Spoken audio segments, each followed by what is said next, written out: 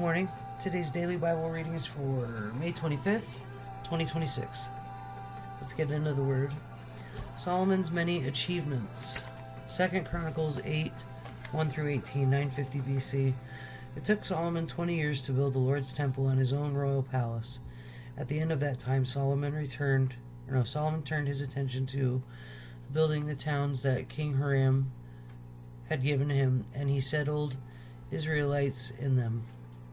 Solomon also fought against the town of Hamath Zobah and conquered it. He rebuilt Tadmor in the wilderness and built towns in the region of Hamath and supply centers. He fortified the towns of the upper Beth Horon and lower Beth Horon, rebuilding their walls and installing barred gates. He also rebuilt Baalath and other supply centers and constructed towns where his chariots and horses could be stationed. He built everything he desired in Jerusalem and Lebanon and throughout his entire realm. There were still some people living in the land who were not Israelites, including Hittites, Amorites, Perizzites, Hivites, and Jebusites. These were descendants of the nations whom people of Israel had not destroyed. So Solomon conscripted them for his labor force, and they served in the labor force to this day.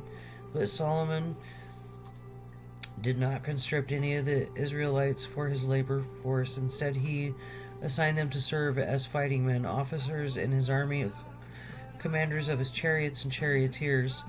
King Solomon appointed 250 of them to supervise the people. Solomon moved his wife, Pharaoh's daughter, from the city of David to the new palace he had built for her, and he said, "My wife must not live in King David's palace, for the ark of the Lord has been there, and it is holy ground." Then Solomon presented burnt offerings to the Lord on the altar he had built for him in front of the entry room of the temple. He offered the sacrifices for the Sabbaths, the new moon festivals, and the 3 annual festivals, the Passover celebration of the festival harvest, and the festival of shelters, as Moses had commanded. In assigning the priests to their duties, Solomon followed the regulations of his father David. He also assigned Levites to lead the people in praise and assist the priests in their daily duties. And he assigned the gatekeepers to their gates by their divisions, following the commands of David, the man of God. Solomon did not deviate in any way from David's commands concerning the priests and Levites and the treasuries. So Solomon made sure that all the work relating to the building of the temple of the Lord was carried out from the day its foundation was laid to the day of its completion. Later, Solomon went to Ezion-Geber and Elath, ports along the shore of the Red Sea in the land of Edom. Hiram sent him ships commanded by his own officers and manned by experienced crews of sailors. These ships sailed to Ophir, and Solomon's men brought them back to Solomon almost 17 tons of gold. 1 Kings 9:15 through 28. This is the account of the forced labor that King Solomon conscripted to build the Lord's temple, the royal palace, and supporting terraces, the wall of Jerusalem, and the cities of Hazor, Megiddo, and Gezer. Pharaoh, king of Egypt, had attacked and captured Gezer, killing the Canaanite population and burning it down. He gave the city to his daughter as a wedding gift when she married Solomon. So Solomon rebuilt the city of Gezer. He also built up the towns of Lower Beth Horon, Baalath, and Tamar in the wilderness within his land. He built towns as supply centers and constructed towns where his chariots and horses could be stationed. He built everything he desired in Jerusalem and Lebanon and throughout his entire realm.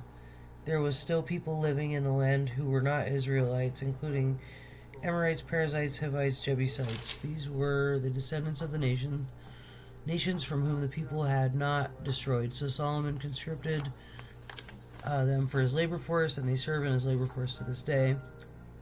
Okay, we read that already. Queen Sheba's visit. 1 Kings 10, 1 through 13. When the queen of Sheba heard of Solomon's fame, which brought honor to the name of the Lord, she came to test him with hard questions. She arrived in Jerusalem with a large group of attendants and a great caravan of camels loaded with spices, large quantities of gold, and precious jewels. She met with Solomon. She talked with him about everything she had on her mind. Solomon had answers for all of her questions. Nothing was too hard for the king to explain to her. When the queen of Sheba realized how very wise Solomon was when she saw the palace he had built, she was overwhelmed. She was also amazed at the food on his table, the organization of his officials, and their splendid clothing, the cupbearers, the burnt offerings Solomon made at the temple of the Lord. She exclaimed to the king, "Everything I heard in my country about your achievements and wisdom is true. I didn't believe what was said until I arrived here and saw it with my own eyes. In fact, I had not heard the half of it. Your wisdom and prosperity are far beyond what I was told. How happy your people must be. What a privilege for your officials to stand here day after day listening to your wisdom. Praise the Lord your God, who delights in you and has placed you on the throne of Israel. Because of the Lord's eternal love for Israel, he has made you king so you can rule with justice and righteousness." She then gave the king a gift of 9,000 pounds of gold, great quantities of spices and precious jewels. Never again were so many spices brought by those the queen of Sheba gave to King Solomon. In addition, Hiram's ships brought gold from Ophir. They also brought in those the queen of Sheba gave to Solomon. In addition, Hiram's ships brought gold from Ophir. They also brought rich cargoes of red sandalwood and precious jewels. The king used the sandalwood to make railings for the temple of the Lord and the royal palace, and to construct lyres and harps for the musicians. Never before or since has there been such a supply of sandalwood. King Solomon gave the queen of Sheba whatever she asked for, beside all of the customary gifts he had so generously given. Then she and all of her attendants returned to their own land. 2 Chronicles 9, 1 through 12. Excuse me. When the queen of Sheba heard of Solomon's fame, she came to Jerusalem. Oh, wait, I already read that. Okay. Solomon's wealth and splendor. 1 Kings 10, 14 through 29. Each year, Solomon received about 25 tons of gold. This did not include the additional revenue he received from merchants and traders, all the kings of Arabia, and the governors of the land. King Solomon made 200 large shields of hammered gold. Each weighed more than 15 pounds. He also made 300 smaller shields of hammered gold, each weighing nearly 4 pounds. The king placed these shields in the palace of the forest of Lebanon. Then the king made a huge throne decorated with ivory and overlaid with fine gold. The throne had 6 steps and a rounded back. There were armrests on both sides of the seat, and the figure of a lion stood on each side of the throne. There were 12 other lions, one standing on each end of the 6 steps. No other throne in all the world could be compared with it.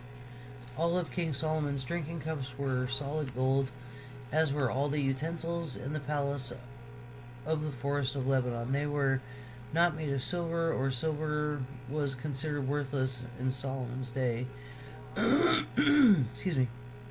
The king had a fleet of trading ships that sailed with Hiram's fleet. Once Every 3 years the ships returned, loaded with gold, silver, ivory, apes, and peacocks. So King Solomon became richer and wiser than any other king on earth. People from every nation came to consult him and to hear the wisdom God had given him. Year after year, everyone who visited him brought him gifts of silver and gold, clothing, weapons, spices, horses, and mules. Solomon built up a huge force of chariots and horses. He had 1,400 chariots and 12,000 horses. He stationed some of them in the chariot cities and some near him in Jerusalem. The king made silver as plentiful in Jerusalem as stone, and valuable cedar timber was as common as the sycamore fig trees that grow in the foothills of Judah. Solomon's horses were imported from Egypt and Cilicia. The king's traders acquired them from Cilicia at the standard price. At that time, chariots from Egypt could be purchased for 600 pieces of silver and horses for 150 pieces of silver. They were exported from the kings of the Hittites and the kings of Aram.